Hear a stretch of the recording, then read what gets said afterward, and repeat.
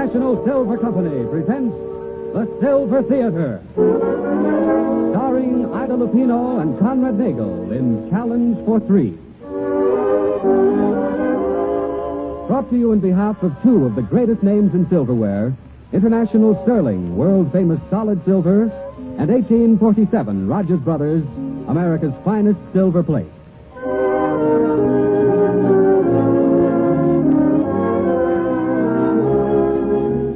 Good afternoon, ladies and gentlemen. This is Conrad Nagel welcoming you to the 14th of the new series of Silver Theater Dramatic Productions.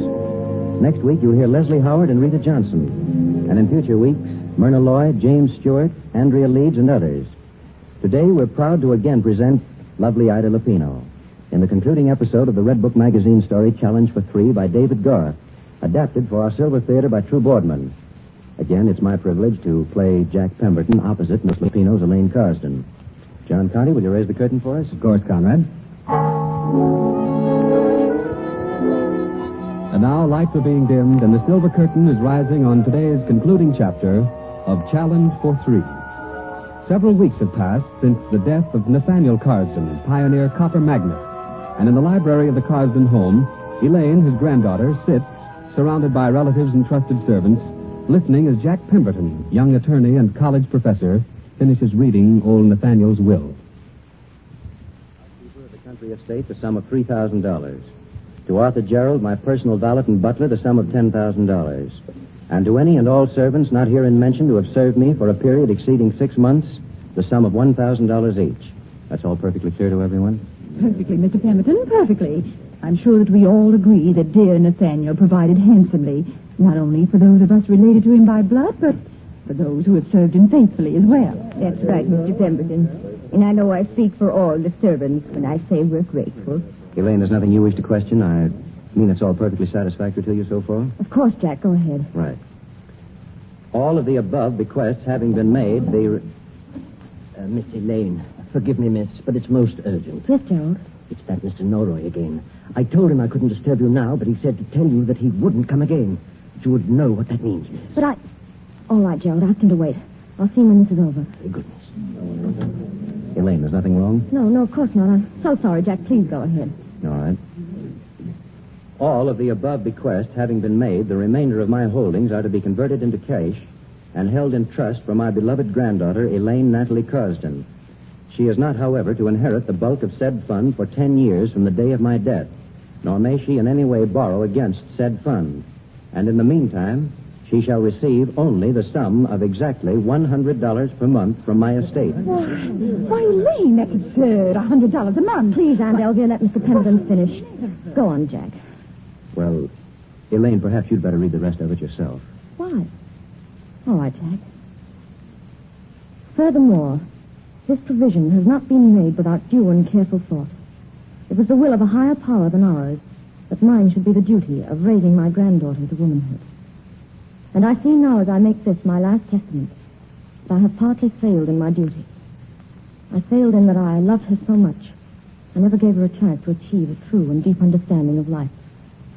Thus, this provision in my will, the only thing I can leave to Elaine that should, if she's a true Carsden, bring her the happiness I desire for her. And I'm betting on it. I want her to remember that. Well, that's all of it.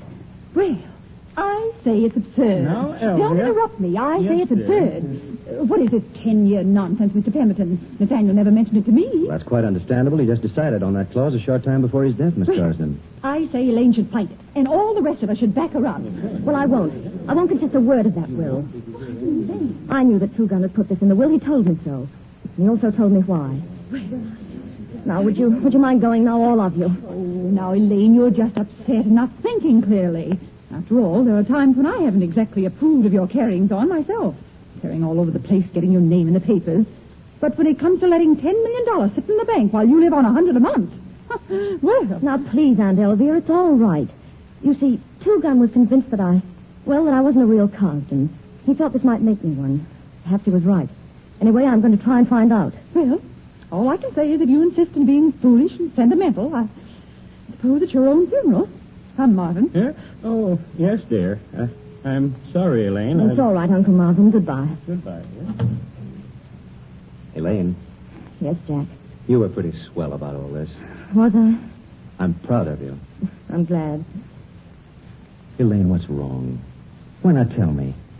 These last few weeks, of course, I know you've been upset about Two Gun, but there's been more than that. Something I can't quite figure out. What is it, Elaine? You know I'd like to help you. That commission or whatever it is, Jack, for the government. Leaves soon now, doesn't it? For Paris, I mean. Yes, the end of the week, but It's going to be so swell for you, I'm sure of it. Elaine, why don't you answer my question? Your pardon, Miss Elaine, but Mr. Norroy, you haven't forgotten. No, of course not, Gerald. Jack, would you mind going along now? I have an appointment. Norroy. I've heard that name before. Who is he? You don't know him. Go on, Jack, please. This fellow has something to do with whatever it is that's been upsetting you, hasn't he? Now, please, Jack, you've got to keep out of this. Take my word But, for it. Elaine, I... You're executor of the Carsden estate, but you're not running my personal affairs, and I want to see Mr. Norroy alone. All right. Of course. Goodbye, Elaine. Goodbye, Jack. Gerald, tell the gentleman I'll see him now. Come in. Thank you. Well, I'm glad you finally decided to see me, Miss Carsden. Didn't leave me very much choice. Well, Well, first of all, about your grandfather, naturally, look, would you be good enough to leave Mr. Carsden out of this? Oh, I'm sorry. I only wanted you to understand that even in my business we have sensibilities. We were more than willing to drop the matter of the medallion for a while Until now. Yes, I understand. And now you've come to remind me that you can prove I smuggled the Yuan medallion into this country. And that to keep you from telling the Customs Department about it, I must either help you smuggle the Allardyce necklace in from England or pay you $50,000. Well, you seem to have all the facts pretty well marshaled. Yeah, it's good of you to make it so easy for me. I'll make it still easier. I'm not going to do either one, Mr. Norroy. Oh, I see. Well, it's too bad. What you really want from me is money. Well, it so happens I haven't any. $100 a month for 10 years. That's my entire income, according to the terms of my grandfather's will. And I can't borrow against the estate in advance. Really? Well, it would seem now that you no longer have an alternative. If you mean by that I'm going to work with you and your friend Mr. Turgott, help you to smuggle in that necklace, you're That's wrong. exactly what I mean. Well, I'm not. I smuggled things into this country, yes. That Yuan medallion, for instance. But I did it for fun to see if I could get away with it. Really? Well, my witnesses don't look at it that way.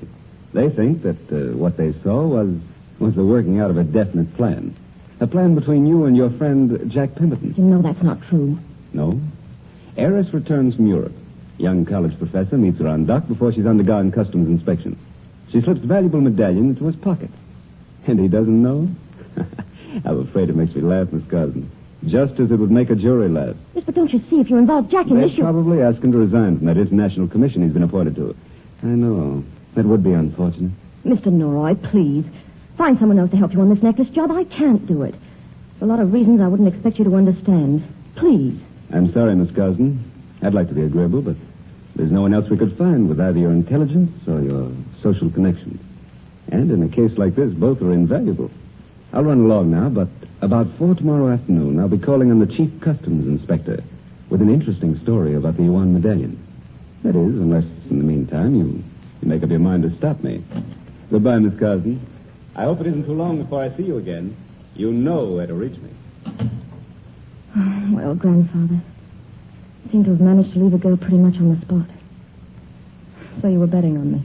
That's swell. That's wonderful. Elaine. Jack, you didn't go. With that fellow here and you feeling about him as I know you do, of course I didn't go. Elaine, will you listen to me? Jack, don't ask me any questions, but do you really want to help me? Do you have to ask that? Is your car here? Of course, outside. Let's get in it and ride. I don't care where. It's just that I've got to think something through. Now, remember, Two Gun said once he could always think at least twice as clear with the wind in his face. So I'm going to find out if he was right.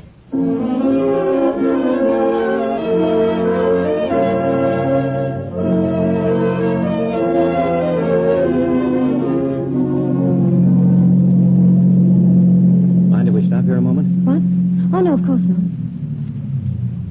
You know, I've always been pretty sold on this view from up here. Especially this time of year. Mm-hmm, it's lovely. Well? How about it? Was Two Gun right? Is whatever it was all cleared up now? Oh, I don't know, Jack. Because if it isn't, I think I know a pretty good solution. Do you? Elaine, darling, I know it's pretty soon to speak of this, but somehow I don't think Two Gun would mind. And, well, as I told you once before, this commission appointment of mine rather makes a difference. I do wish you'd marry me and come to Paris with me, Elaine. Well, you need more wind in your face to think of an answer to that one? Oh, Jack, I don't know. Haven't been thinking about us somehow. Of course, I haven't forgotten what you said about wanting the man you marry to be a knight in shining armor, but Well, I had an idea that maybe my turning diplomat might make me eligible. Maybe it will later on. You know you've been the Rock of Gibraltar these last few weeks. But not now, eh? Not now? Now when there's something really worrying you. You won't let me help. Well, it's just that there's nothing you can do, Jack. I could do a swell job of trying. But, well, look. Do you remember what Two Guns said about wanting me to be a real Carsden? Yes. Well, a real Carsden, what he meant by one, couldn't become a criminal, could she? I mean, just go out and intentionally break the law. Of course not. But on the other hand, that same real Carsden wouldn't mess up somebody else's life. Somebody that was fond of them. In love with them even, would she? No, I don't suppose she'd do that either. So you see, that's it. That's why you can't help, Jack. Elaine, please, will you stop talking in circles and tell me what this is all about?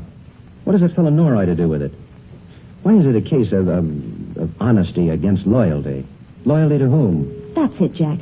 Honesty against loyalty. That's what I have to decide. And I think I have decided. Elaine. You can start that now. I think I know what I'm going to do. It still comes a long ways from being Two Guns' idea of a Carsden. I'll bet if he'd ever been on the same kind of a spot, he'd have made the same decision. Anyway, Two Gun, I hope I'm right.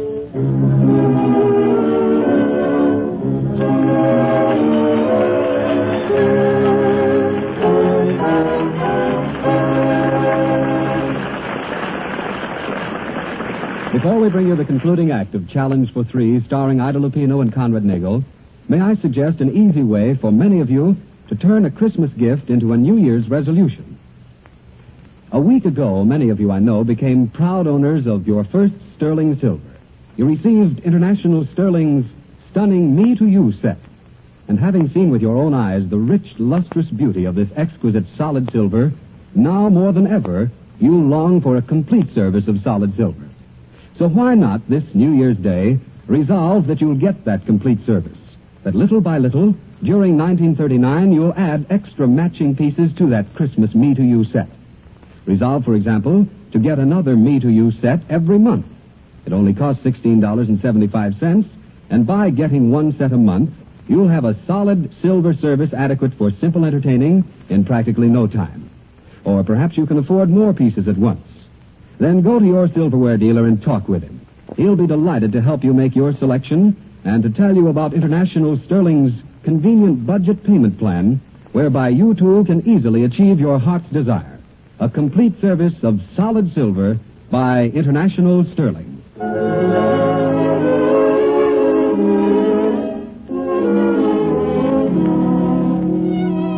Once again, the lights are being dimmed, and the silver curtain is rising on the concluding act of Challenge for Three, starring Ida Lupino and Conrad Nagel.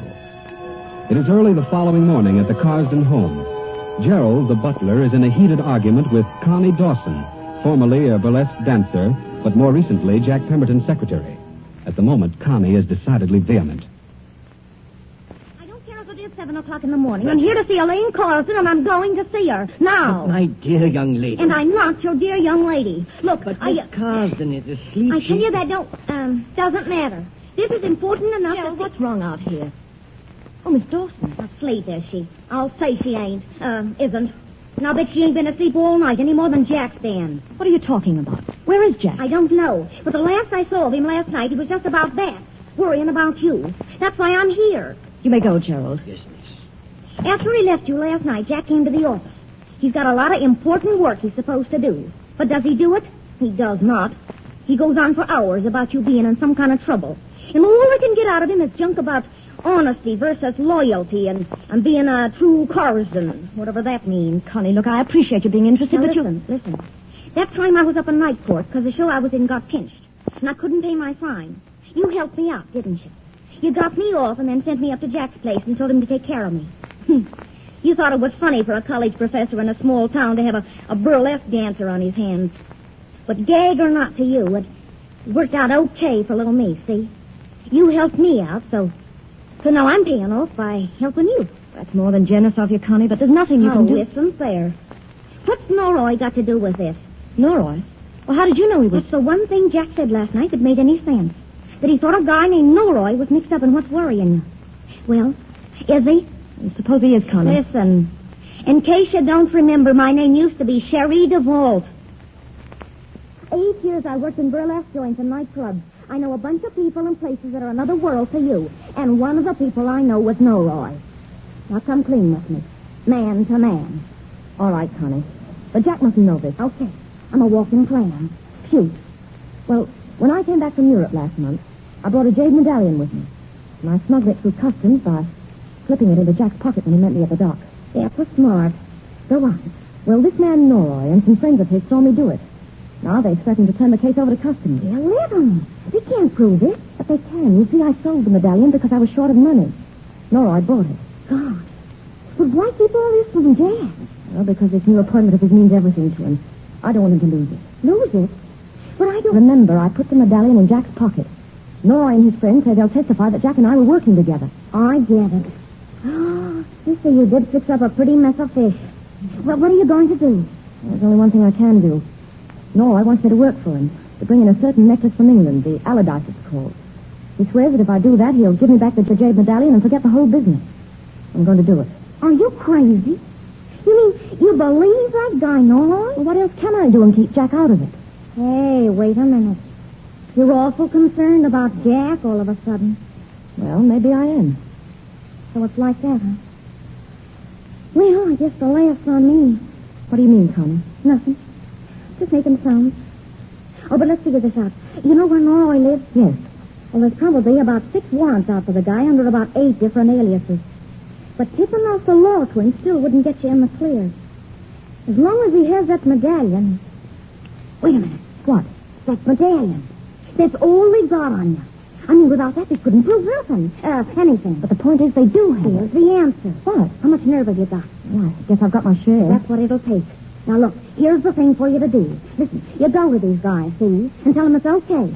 Tell them you decided to work with them just as they want. But all the time you're just waiting for a chance to get your hands on that medallion. It might take a day or it might take a month. But if you play your cards right, sooner or later the chance will come. And once you've got the medallion away from them, you're in the clear. And Jack, too. They can't do a thing.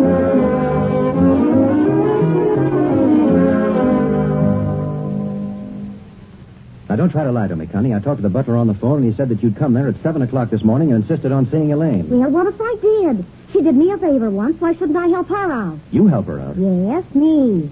This is once where my kind of education is better than yours, Professor. Now, look, Connie Dawson, you're going to tell me the truth. Have you any idea what it means to be in love with somebody? Yeah? Yeah, I guess I got an idea. Well, in case it's news to you, I'm in love with Elaine Carsden. And if she's in some kind of trouble, I'm going to be the one to get her out of it. Yeah, but... Well, listen. Which is more important to you? Her or that new job of yours? That's a crazy question. Elaine, of course. Yeah, I was afraid of that. Okay, Jackie boy. I'll tell you where she is and why. And then keep my fingers crossed when it all comes out straight. Anyway, it'll give you your chance to be that guy in shining armor. Worse luck. Connie, will you please tell me what you... Okay, it's like this. Elaine is going this morning to the place up on 73rd Street where this fellow Norroy and his partner Turgot have their headquarters. You see, Norroy and Turgot...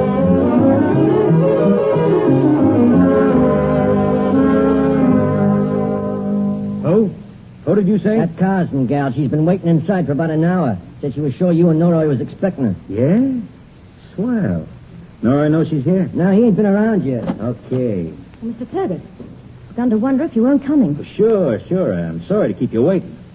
So you decided to see things our way, did you? Well, you see, my grandfather cut me off with an income of $100 a month. No.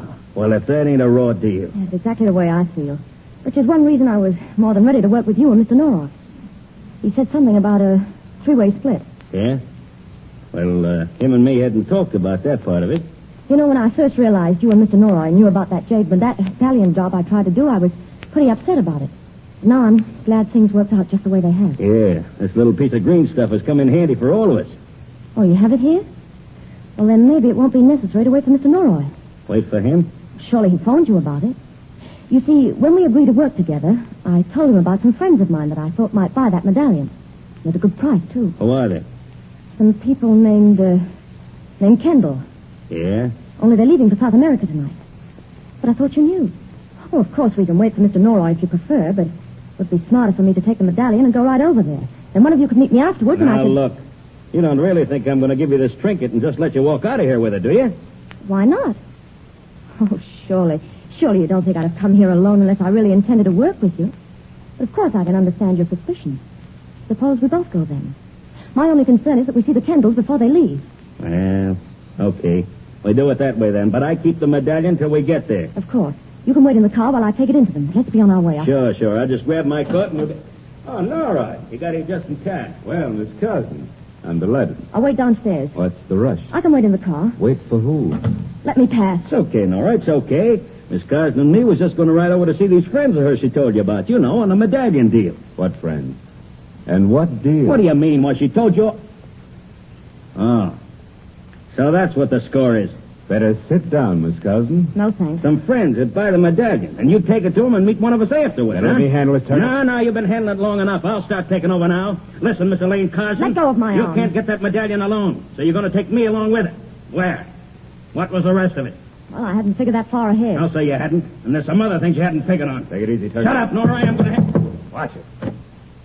Well, Pardon me, but is this... Hello, Elaine. The professor. come in. Come in, Mr. Pemberton. Jack, you shouldn't have come here. How'd you get inside? Well, there was no one to stop me, so I just walked in. Huh? Where's Al? Hold it, Turkett. Who came with you, Mr. Pemberton? With me? Why, naturally, under the circumstances, I came alone. Eh? Well, I don't like the look of this. We're getting out of here now, and we're taking you two along with us. Getting out of here? But didn't Elaine tell you what we decided? Jack. What you decided? Yes, you see, Elaine and I talked this over last night, and, well, we found the one sensible solution to the whole business. Jack, listen to Never me. mind. Let him finish. It's really quite an ingenious plan. Of course, I can understand Elaine's trying to back out of the whole thing. She's objected from the first to involving me any deeper in all this. But you see, I've tried to tell her Whatever that your my point is, position Pemberton, won't- get down to it. This isn't a classroom, you know. Jack, why didn't you stay out of this? Hey, forget all this. Let's get out of here. But wait, Mr. Target. Huh? You want that necklace. What is it? The Allardyce. But let me ask you, who would have a better chance of bringing it in than a member of an international commission? Jack. Huh? And why should you bring it in? Why? Well, I'll be frank. I happen to be very fond of Miss Curzon, and I'd like to get her out of this. So if you give us your word that you'll turn the Yuan medallion over to her in return for the Allardyce necklace, I'll bring it back from England. Is it a bargain? A very smooth one, Pemberton. And how can we know you'll follow through on it? Well, what choice have I? As long as you have the medallion, it's a threat to Miss Curzon and to myself. Hey, listen, Nora, are we going to... Now, wait a minute. You both have to admit that I'm the only one here who isn't already under suspicion. And I seem to remember an old legal quotation which goes, semper fidelis caveat emptor. Huh? Hey, never mind the fancy talk, Professor. We can do with less of that than... Turkett, listen. So there was no one to stop you outside, huh? Al! Hey, it's blocked. Yeah? So you have to talk slow, do you, Professor? Yeah, but not now. Nora!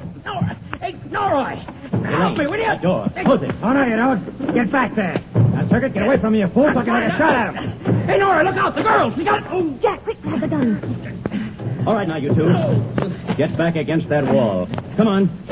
Open the outside door, Elaine. Jack! All right, break this up in here. Well, I guess it is broken up. Jack, are you all right? Yes, Connie. Except I'm about talked to death. 5 minutes more and I'd have run out of lecture. I thought you'd never get him here. These are the men, are they, Mr. Pemberton? Yes, and that other one out there in the hall. All right, take them out, Thompson. You heard him, you two. I suppose you think the sense the matter, Miss Cosby? She knows it does, Norroy. Or she will when I tell her. You see, the customs inspector knows all about the Yuan medallion. But he's sure his department can afford to be lenient with the people who helped the authorities find you and Mr. Turgett. We'll pay the duty on it, and that will be the end of the matter. All right, come on, move along. The inspector said you and the lady would be down to headquarters to straighten this out. Yes, that's right. You can go ahead. Okay. Well, I would say the Marines had landed and had the situation well in hand. The Army, Navy, and Marines. Yeah. Well, I guess it's time for the Marines to be moving along and leaving the Army and Navy to fight it out. Thanks, Connie. I'd never have found you, Elaine, if it hadn't been for her. Yes, Connie, it was awfully swell of you. Well, oh, it was dumb. But I always had a weakness that way. So long, you two. So long, Connie. What'd you call me? Connie? Next. Cherie. Cherie DeVault. Connie Dawson did a fade-out when you stopped needing a secretary, and she is... pardon me. She ain't coming back. Oh, Jack. Yeah. Jack, you're... Elaine, you were crazy to come here. Do you know that? What about you? Well, isn't there an old saying about fools rushing in where angels don't fear to tread? That's all backwards. So the whole business. You, darling. In that fight, you weren't a conservative college professor. You were... Jack. You were that knight in shining armor. Well, anyway, that was the idea.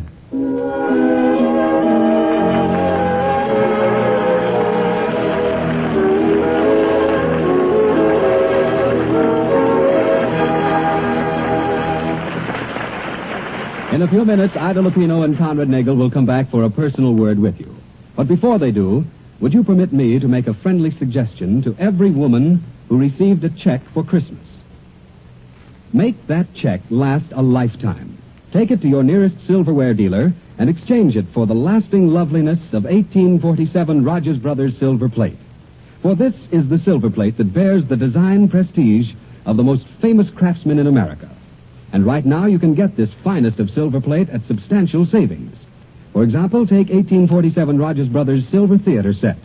This beautiful 62-piece service in handsome rosewood finish cabinet is priced specially at $59.75, a saving of more than $14 over open stock price. And it comes in many different patterns, among them the popular and thrillingly new pattern First Love. First Love, you know, is 1847 Rogers Brothers' greatest achievement in silver plate design. A pattern whose floral ornament is richly raised and deeply etched in a type of craftsmanship never before available, save in sterling silver. Learn from your silverware dealer how easily and on what convenient terms this stunning silver plate can be yours. And resolve for 1939 to own America's finest silver plate, 1847 Rogers Brothers.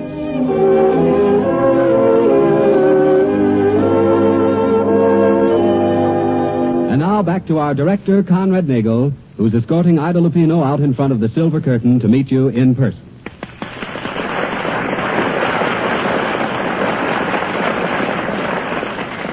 Thank you, John Conti. Well, Ida, after being behind the scenes all these weeks, I can't begin to tell you how grand it's been working with you in a dramatic role. You know, you were swell. Oh, that's sweet of you, Conrad. I have a TL for you, too. I got a big thrill out of being Elaine Carsden to your Jack Pemberton these last 2 weeks. Well, thanks. Oh, but that isn't all.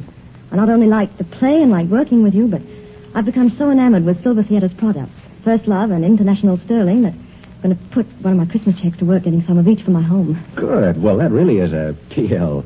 Now, tell us about that new picture you've been so busy on, Ida. Oh, yes. Well, as a matter of fact, I've just completed 2 pretzels and Mrs. Porter stuff at Columbia. It was awfully nice. Well, I hear that's quite a picture. Yes, I must admit that Porter Snare Rosfuss looks pretty good in the rushes, Conrad. Well, that's fine. Ladies and gentlemen, Ida Lupino will soon be seen in the Columbia picture. First thing on the last note from the Snurg of the same name. Well, I give up. What's the double talk for, Ida? Tell you the truth, Conrad, the title hasn't been decided on yet. Oh. So I'm afraid you'll just have to say that I'll soon be seen in a new Columbia picture. Well, thank you, Ida Lupino. We'll be looking for it. And I hope you'll be back with us soon on the Silver Theater. I hope so, too.